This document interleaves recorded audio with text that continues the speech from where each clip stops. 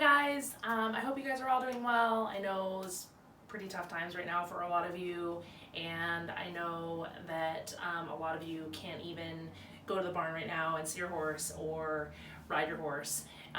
So I had an idea. I wanted to put together a series of videos over the next several weeks to try to give you guys something that you can do at home, ideas for things you can practice and ways that you can kind of keep yourself motivated and keep educating yourself through this so that you're ready to hit the ground running again when things go back to normal. So today I wanted to talk to you guys about contact and hand position, and I had an idea for how to do this using exercise bands. So I got these two exercise bands on Amazon for 15 bucks, and I obviously just tied them to my table legs. You could get creative and anything that you can resist against, that would work. My apartment's small, so this was my best option.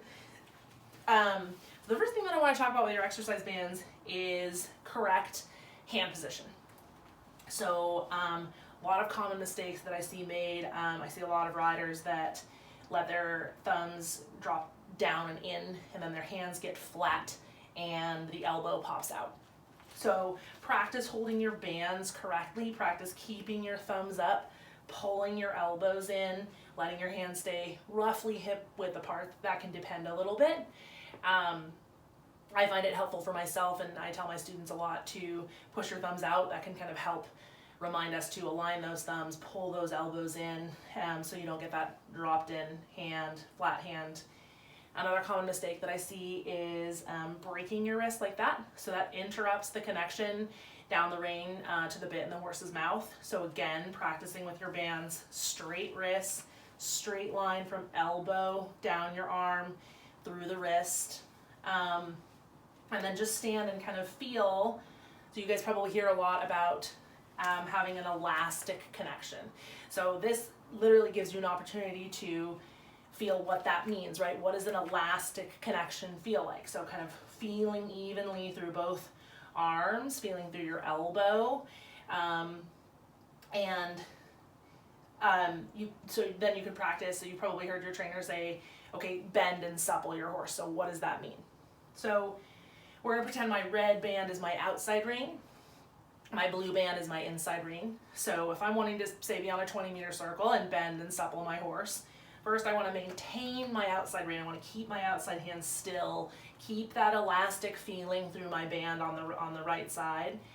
And then with my blue band, I'm going to practice bending and suppling by stretching the band out a little bit more, moving my arm out slightly, my elbow back slightly, my shoulder back slightly, and this is my suppling and bending, okay? And then if you've heard your trainer say, okay, give, soften.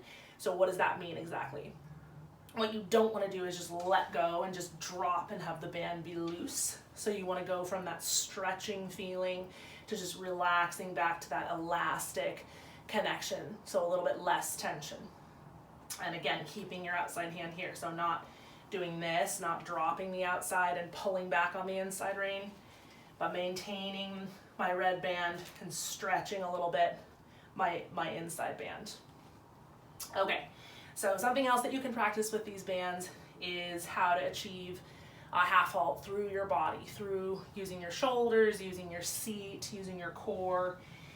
So hold on to your bands, again with that steady elastic feeling, that stretchy elastic connection, and then practice shifting your shoulders way back, way down, pull your core in, tuck your seat, stretch those shoulders down and back again, and feel how that changes the bands, how that puts a little bit more tension and feel in the bands when you make those changes with your body, and then relax a little bit to quote unquote soften, so that you can practice that half halt, shoulders back, down, core in, tuck your seat, and how does that translate into the band? How does that feel?